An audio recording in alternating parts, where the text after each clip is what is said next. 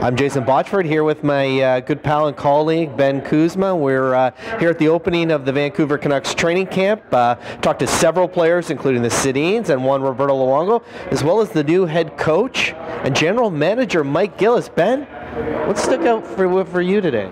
Well, a couple of things we found out, Jason, probably came up at the end. I think kind of the medical state of this team, and we know what John Tortorella's hopefully going to be all about. We found out that David Booth has still not been medically cleared. David suffered a very serious injury last year.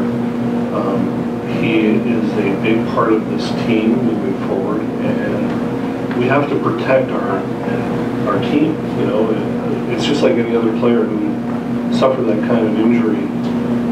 You know, it's training camp. You don't need to, with a player of his stature and his experience, you don't need to push him into a situation where he's not going to be ready and risk something else. So it's just regular maintenance of a player that's been injured, and I'm sure you'll see him soon. The other thing that stood out for me, Jason, was the fact that Mike Gillis saying at the end of it all that they still have about $2.5 million in cap space if they need to go chase a third-line center. What we saw and what you specifically saw out of Penticton was a struggling Brendan Gaunce, and we've talked about that black hole here for about a year and a half. So those two things really stood out for me. Well, I don't know if struggling, but he just didn't look like a guy that was ready to kind of grasp the brass ring, ready for the NHL right now. To me, the big story though, Ryan Kesler's arrival, healthy for the first time in 2 years.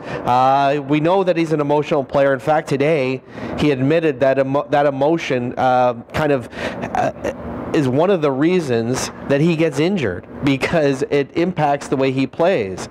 And now he's got a coach who's a very emotional coach who is going to be pushing his buttons. Everyone here knows I'm an emotional guy, and I probably play my best when the emotions are high and kicking in, but that's when you get injured. So I did a lot of time this off season just working and getting my body where it needs to be, so I don't have to be so emotional out there, and just play my game and be successful that way. As an emotional guy, how do you think you'll handle an emotional coach?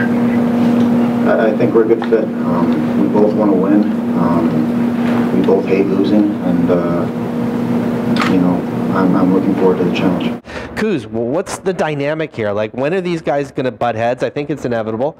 And what is the impact going to be for Ryan Kesler's game, do you think? Well, you know, if Tort says jump, Ryan will say how high. I think the message actually probably has to come from the coach. You got to temper that enthusiasm and that drive. And I think the interesting thing we're going to see from Ryan Kesler is that now that he's actually healthy and had a summer to finally properly train, he's hired a skills coach out of his own pocket, because he's trying to build something different here in his repertoire. Kind of like a pitcher, you know, maybe he's got the slider now. Maybe he's got the curve, because once Ryan gains the offensive zone, we kind of know what he's all about. He used to have one of the most feared wrist shots in the NHL when he won the Selke Trophy, but you know, when you have a hip surgery and a shoulder surgery and a wrist surgery, the velocity and the accuracy goes away. So Ryan's been working with this skills coach to try to develop some other weapons, and how that'll play into all this will be really interesting, but I think it really has to come from Tortorella. As much as he's going to push all those buttons with Ryan, he's also going to have to understand that, whoa, maybe, just maybe, we're going to have to temper it to some degree so this guy is playing in the new year. I don't think Roberto Luongo is really a topic today. I could care less if he's happy or not. I think that story's over. That's what I'm looking forward to the most, just get back to work and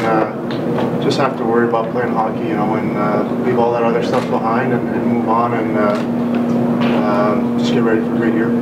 The Sedins blocking shots, playing more defensive. At the end, Tortorella made this kind of exclamation point statement where he said, wait till you see the reaction from the bench when they see the Sedins block shots. But my reaction to that is, what's the reaction going to be on the bench when they see the Sedins limping off the ice? No, I think we always wanted to do it. We always wanted to kill penalties and do all those kind of things, and so it will be interesting to see what happens. But we're open to anything. We're going to help this team win, and whatever he wants us to do, we'll do. The reaction is, do I have to do that too? I mean, if the captain's doing it. It's interesting too with Tortorella's theory. You know, he's sort of been labeled a defensive coach.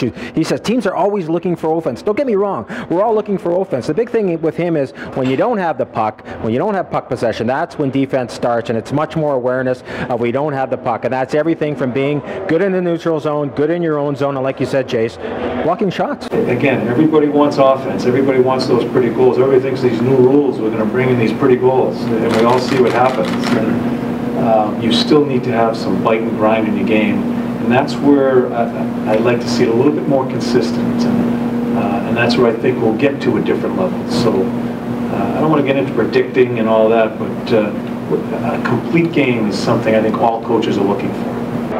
Yeah, but I mean, the Sedins have wanted to kill penalties and do these things for years. They haven't allowed them to, because the whole concept was where all their minutes are going to be used to be in offensive situations.